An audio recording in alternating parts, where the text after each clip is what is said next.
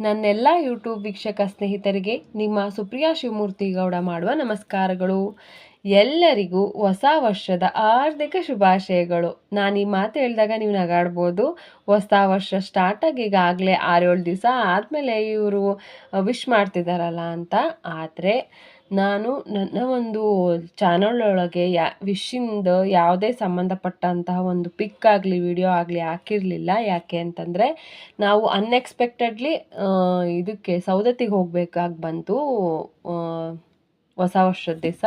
ಹಾಗಾಗಿ ಅದರಲ್ಲಿ ಬ್ಯುಸಿ ಆದೆ. ಆನಂತರ ಬಂದಮೇಲೆ ಸ್ವಲ್ಪ ನನಗೆ ಮಕ್ಕಳಿಗೆ ಎಲ್ಲ ಸ್ವಲ್ಪ ಹುಷಾರಿರಲಿಲ್ಲ.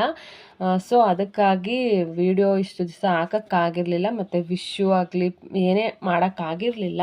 ಸೊ ಅದಕ್ಕಾಗಿ ಆವತ್ತಿನ ವಿಶ್ ಇವತ್ತಿಗೆ ಹೇಳ್ತಾ ಇದ್ದೀನಿ. ಯಾರು ತಪ್ಪಾಗಿ ತಿಳ್ಕೊಬೇಡಿ ಅಂತ ಹೇಳ್ತಾ, ಹೊಸ ವರ್ಷದ ಹಾರ್ದಿಕ ಶುಭಾಶಯಗಳು ನನ್ನೆಲ್ಲ ಯೂಟ್ಯೂಬ್ ಚಾನಲ್ ವೀಕ್ಷಕರಿಗೆ, ಸಮಸ್ತ ನಾಡಿನ ಜನತೆಗೆ ಎಲ್ಲರಿಗೂ ಅದೇ ಒಳ್ಳೇದು ಮಾಡಲಿ ಅಂತ ಬೇಡ್ತಾ, ಈಗಾಗಲೇ 161 ಒಂದು ಇದನ್ನು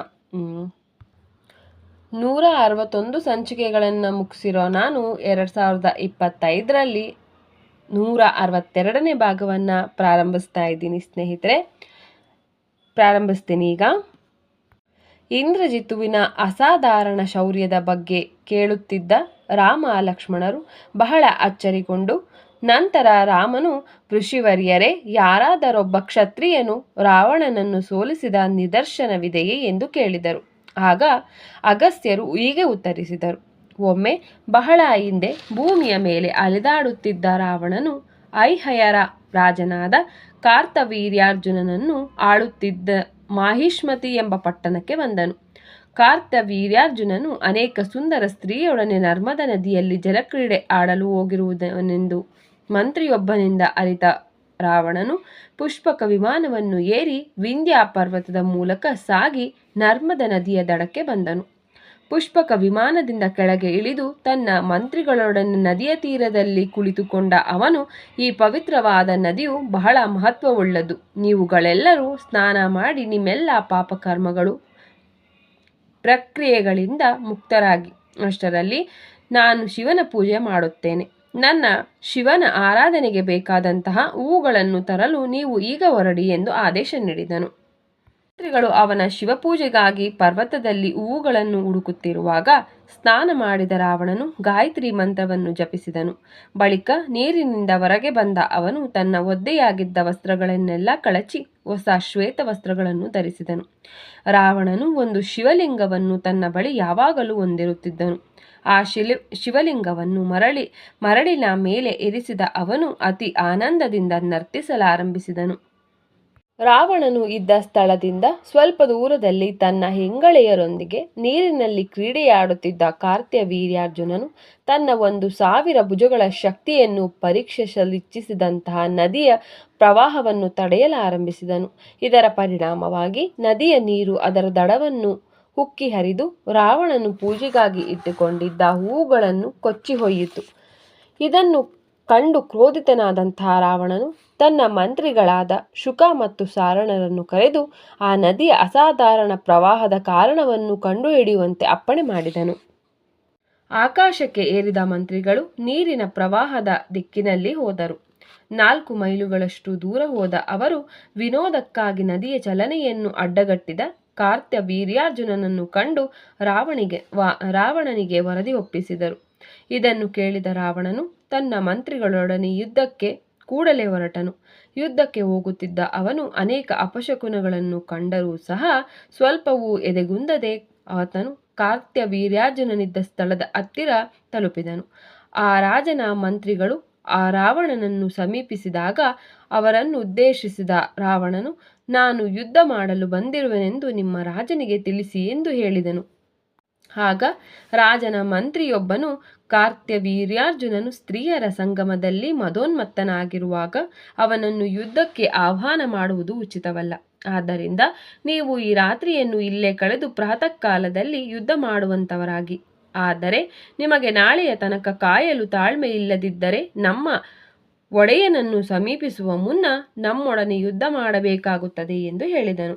ಅವರ ಸವಾಲನ್ನುತ್ತರಿಸಿದಂತಹ ರಾವಣನ ಮಂತ್ರಿಗಳು ಕಾರ್ತ್ಯವೀರ್ಯಾರ್ಜುನನ ಮಂತ್ರಿಗಳನ್ನು ಕೊಂದು ತಿಂದರು. ನಂತರ ಕಾರ್ತ್ಯವೀರ್ಯಾರ್ಜುನನ ಸೈನ್ಯವು ರಾಕ್ಷಸರ ಮೇಲೆ ಆಕ್ರಮಣ ಮಾಡಿದಾಗ ಅವರನ್ನು ಕೂಡ ಕೂಡಲೇ ನಿರ್ನಾಮ ಮಾಡಲಾಯಿತು. ಉಳಿದವರು ನಡೆದಿದ್ದೆಲ್ಲವನ್ನು ಕಾರ್ತ್ಯವೀರ್ಯಾರ್ಜುನನಿಗೆ ತಿಳಿಸಲು ಅವಸರದಿಂದ ಹೋದಾಗ ಅವರಿಂದ ವಿಷಯವನ್ನು ತಿಳಿದುಕೊಂಡ ಕಾರ್ತ್ಯವೀರ್ಯಾರ್ಜುನನು ನೀರಿನಿಂದ ಹೊರಬಂದು ತನ್ನ ಗದೆಯನ್ನು ಎತ್ತಿಕೊಂಡು ರಾಕ್ಷಸರನ್ನು ಓಡಿಸಲು ಪ್ರಾರಂಭಿಸಿದನು. ಧೈರ್ಯ ಮಾಡಿ ನಿಂತ ಪ್ರಹಸ್ತ್ರನು ಒಂದು ಉರಿಯುತ್ತಿದ್ದ ಗದೆಯನ್ನು ಕಾರ್ತ್ಯವೀರ್ಯಾರ್ಜುನನ ಮೇಲೆ ಎಸೆದನು. ಆದರೆ ಅದನ್ನು ತನ್ನ ಎದೆಯಿಂದ ಕುಶಲವಾಗಿ ಬದಿಗೆ ಸರಿಸಿದ ಆ ಐಹಯ ರಾಜನು ಪ್ರಹಸ್ತ್ರನನ್ನು ಘೋರವಾಗಿ ಹೊಡೆದು ಅವನು ನೆಲಕ್ಕೆ ಬೀಳುವಂತೆ ಮಾಡಿದನು. ಪ್ರಹಸ್ತ್ರನು ಬಿದ್ದುದನ್ನು ಕಂಡಂತಹ ರಾವಣನ ಮಂತ್ರಿಗಳು ಭಯದಿಂದ ಓಡಿದರು. ರಾವಣನು ಕಾರ್ತ್ಯವೀರ್ಯಾರ್ಜುನನ ಕಡೆಗೆ ಧಾವಿಸಿದಾಗ ಅವರಿಬ್ಬರು ಪರಸ್ಪರ ಗದೆಗಳಿಂದ ಹೊಡೆದಾಡಲಾರಂಭಿಸಿದರು.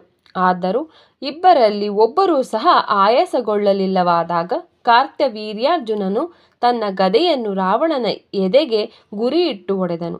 ಅವನ ಗದೆಯು ಚೂರು ಚೂರಾಯಿತು ಹಾಗೂ ಒಂದು ಬಿಲ್ಲುದ್ದದಷ್ಟು ಹಿಂದಕ್ಕೆ ಎಸೆಯಲ್ಪಟ್ಟ ರಾವಣನು ಸಂಕಟದಿಂದ ಆರ್ತನಾದ ಮಾಡುತ್ತಾ ನೆಲಕ್ಕೆ ಉರುಳಿ ಬಿದ್ದನು. ರಾವಣನ ಕಡೆಗೆ ತಕ್ಷಣ ಧಾವಿಸಿದ ಕಾರ್ತ್ಯವೀರ್ಯಾರ್ಜುನನು ಅವನನ್ನು ಹಿಡಿದುಕೊಂಡು ಒಂದು ಗಟ್ಟಿಯಾದ ಹಗ್ಗದಿಂದ ಅವನನ್ನು ಕಟ್ಟಿಹಾಕಿದನು. ಈ ಸಾಹಸ ಕಾರ್ಯವನ್ನು ವೀಕ್ಷಿಸಿ ಬಹಳ ಸಂತೋಷಗೊಂಡ ದೇವತೆಗಳೆಲ್ಲರೂ ಕಾರ್ತ್ಯವೀರ್ಯಾರ್ಜುನನನ್ನು ಹೊಗಳುತ್ತಾ ಅವನ ಮೇಲೆ ಸುಮವೃಷ್ಟಿಗೈದರು. ಆಗ ಪ್ರಹಸ್ತ ಮತ್ತು ಇತರ ರಾಕ್ಷಸರು ಅಸ್ತ್ರಗಳ ಸುರಿಮಳೆಗೈಯುತ್ತಾ ಮುನ್ನುಗ್ಗಿದಾಗ ಆ ಅಸ್ತ್ರಗಳೆಲ್ಲ ತನ್ನ ಕೈಯಲ್ಲಿ ಸುಲಭವಾಗಿ ಹಿಡಿದ ಕಾರ್ತ್ಯವೀರ್ಯಾರ್ಜುನನು ಆ ರಾಕ್ಷಸರನ್ನು ಓಡಿಸಿದನು. ನಂತರ ಬಂದಿಯಾಗಿದ್ದ ರಾವಣನನ್ನು ಕರೆದುಕೊಂಡು ಅವನು ಮಾಹಿಷ್ಮತಿ ನಗರವನ್ನು ಪ್ರವೇಶಿಸಿದನು. ತನ್ನ ಮೊಮ್ಮಗನಾದ ರಾವಣನನ್ನು ಬಂಧಿಸಲಾಗಿದೆ ಎಂದು ಕೇಳಿದ ಪುಲಸ್ತ್ಯರು ಕಾರ್ತ್ಯವೀರ್ಯಾರ್ಜುನನನ್ನು ಭೇಟಿ ಮಾಡಲು ಅವನತ್ತ ತೆರಳಿದರು. ಸ್ನೇಹಿತರೆ, ರಾಮಾಯಣದ 162ನೇ ಭಾಗವನ್ನು ನಾನಿಲ್ಲಿಗೆ ಮುಕ್ತಾಯಗೊಳಿಸ್ತಾ ಇದ್ದೀನಿ. ಹಾಗೆಯೇ ದಯವಿಟ್ಟು ಈ ಒಂದು ರಾಮಾಯಣವನ್ನು ಆಲಿಸಿ ಲೈಕ್ ಮಾಡಿ, ಸಬ್ಸ್ಕ್ರೈಬ್ ಮಾಡ್ಕೊಳ್ಳಿ, ಹಾಗೆ ಶೇರ್ ಮಾಡೋದನ್ನು ಮರಿಬೇಡಿ ಅಂತ ನಿಮ್ಮೆಲ್ಲರಲ್ಲೂ ಕೇಳ್ತಾ, ಹೊಸ ವರ್ಷ ಎಲ್ಲರಿಗೂ ಒಳ್ಳೆಯದನ್ನೇ ಮಾಡಲಿ ಅಂತ ಹೇಳ್ತಾ ನಿಮ್ಮೆಲ್ಲರಿಗೂ ಜೈ ಶ್ರೀರಾಮ್. ಹರ ಹರ ಮಹಾದೇವ.